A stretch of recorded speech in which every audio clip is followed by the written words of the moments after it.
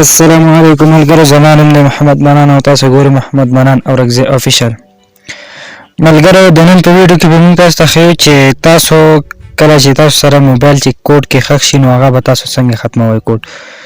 که تاسو چیرې ډېرې ټریانې کړې وي چې موبایل کوډ مو نه کولاویږي نو تاسو به موبایل څنګه کولاوئ. دا طریقه به زه تاسو ته انشاءالله په دې ویډیو کې ښیم. نو که ویډیو مو خوښه شي نو لایک یې کړئ او ورسره زموږ چینل سبسکرایب کړئ او د ګنټې نشان هم دباو کړئ چې زموږ هره ویډیو تاسو ته په اسانتۍ سره میلاویږي.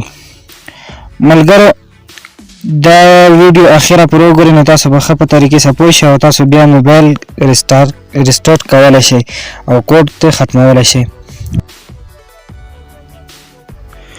نو زه اوس تاسو ته ښیم د هغه طریقه چې تاسو به ټولو نه مخکې داسې کار وکړئ چې موبایل چې کوم دی هغه به بند کړئ، پاور آف یې به کړئ. نو بیا به تاسو داسې کار وکړئ چې موبایل چې کومې به بټن دي لکه یو پاور آف شو، یو کوم پاسه د دغه سره وي د سکرین سره دا بټن شو. دا طریقه چې کومه ده د سامسنګ موبایل لپاره ده. نو تاسو به ولیم والا کوم بټن دی په هغه دواړو بټنونو باندې زور وکړئ او کوم چې دغه والا بټن دی پاور آف آن والا بټن دی پاور بټن دی هغه باندې ورسره به کوم سکرین ته د تاسو موبایل کې بټن وي هغه باندې به دباو کړئ. نو دا طریقه ستاسو کومه زه ښیم دا د سامسنګ موبایل لپاره ده. نو دا ګورئ زه ورباندې موبایل داسې کوم نو ګورئ دې طریقې سره بس ماته یو اپشن راشي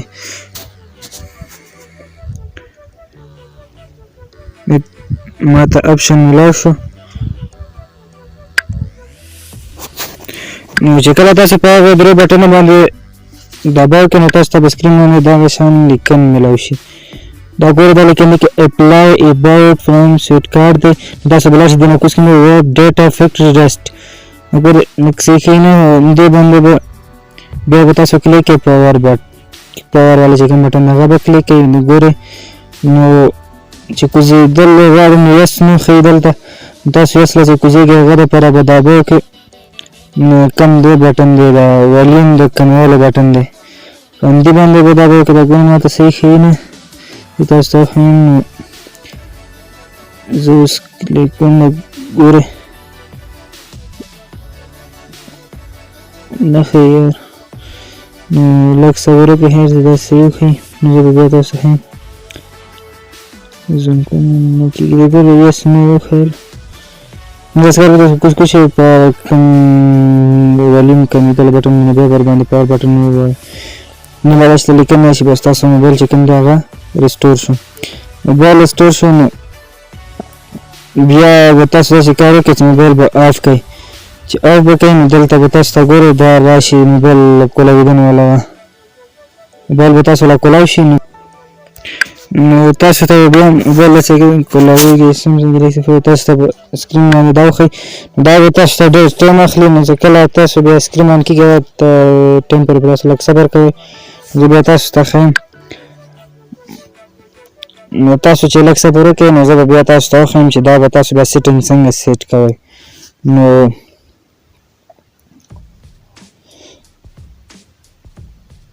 زه دا ګورئ سیټنګ راوخته نو زه ځم سیټنګ سټارټ یې به کوئ بیا به سکیپ باندې کلیک کوئ. سکیپ نه بیا نیکسټ باندې کلیک کوئ. نو دلته صحیح ښیي نه موبایل دا چې کوم دی دې باندې به کلیک کوئ اګري نو به کلیک کوئ. نو یس به هم کوئ. نو تاسو یس باندې کلیک کوم زه نو لاړ به شي نیکسټ ته.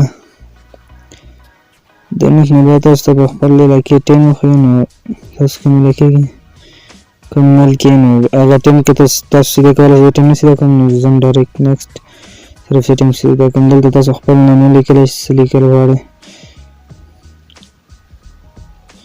پرسنل ایپ لپاره. نو تاسو نیکسټ ته لاړ شئ. انا باندې بیا نیکسټ باندې کلیک کوئ.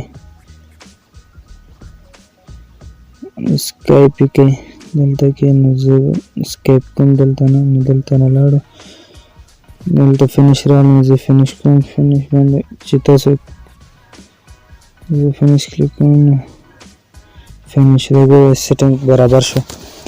بس همدې طریقې سره تاسو د دې سیټینګ برابرولی شئ.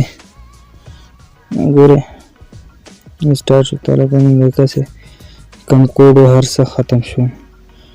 نو دا ګورئ تاسو کوم خپل اپس موبایل کې هغه راغلي نو ټول اپس یې ختم شو.